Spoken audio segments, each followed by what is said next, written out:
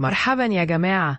الليلة هحكي لكم قصة مخيفة جدا عن مرآة غريبة كانت موجودة في بيت قديم، واسمها المرآة اللي بتشوف كل حاجة. يا ريت تجهزوا نفسكم عشان القصة دي مش سهلة وبتخلي القلب يدق بسرعة. القصة بدأت لما أحمد شاب في العشرينات انتقل للبيت ده مع عيلته بعد ما اشتروه من سوق الخردة. البيت ده كان شكله قديم والجدران متشققة والجو فيه غريب، بس أحمد كان متحمس يغير وضعه ويبدأ حياة جديدة. وفي يوم وهو يتجول في أوضة الضيوف لقى مرآة عتيقة كبيرة في ركن من غير أي حد ياخد باله منها، كانت مغطاة بشراشف قديمة وسخة. ما فكرش كتير وقرر ينظفها ويعلقها في أوضة النوم، وقال لنفسه دي مرآة عادية مفيش حاجة تخوف. وفي الليل لما رجع البيت وفتح العينين بدأ يحس بحاجة غريبة. أول ليلة حلم بإنه بيتفرج على نفسه في المرآة وكان شكله مختلف. عينيه كانت بتلمع بطريقة غريبة وكان في ظل سوداني وراه بيتحرك، بس أحمد فاق مفزوع وافتكر إنها مجرد كوابيس. لكن اللي حصل بعد كده كان أفظع.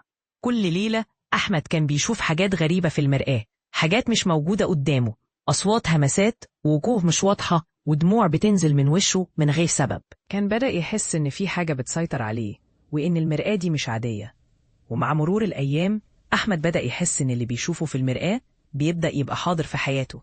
ساعات يلاقي نفسه بيحرك إيده أو رجله وهو مش عارف إزاي، كأنه في حد تاني في جسمه. وأحيانا لما ينظر في المرآة يشوف ناس غريبة مش شايفهم في الواقع وعلامات دم أو جروح على وشوشهم. وفي يوم حاول أحمد يكسر المرآة عشان يخلص من شرها، بس لما هدمها لقى وراها مرآة تانية أصغر، كانت مخبأة وملطخة بالدم، وتحس إنها كأنها بتشوف كل حاجة، حتى اللي في قلبه، حتى اللي هو مش عايز يواجهه. لما شاف نفسه فيها لاقي عينه اتغيرت وشاف في عينه وجوه ناس اتوفوا من زمان وهم بيعيطوا وبيطلبوا مساعدته. حصلت حاجة غريبة جدا، لما حاول يهرب بدأ يسمع أصوات الناس اللي في المرآة بتنادي عليه وبتقول له ارجع احنا دايما معاك.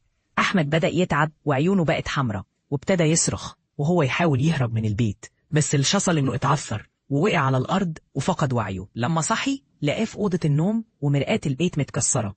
دي كانت آخر مرة يشوف فيها المرآة دي.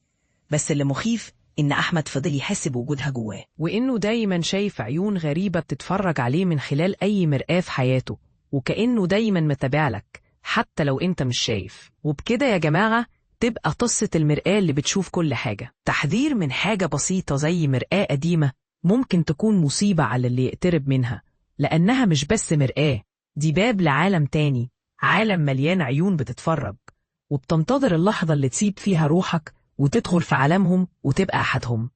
خلي بالكم وابقوا دايما حذرين من الحاجات اللي مش بتعرفوها، لأنه ساعات اللي بنشوفه في المرآة مش دايما هو اللي موجود في الحقيقة. والنهاية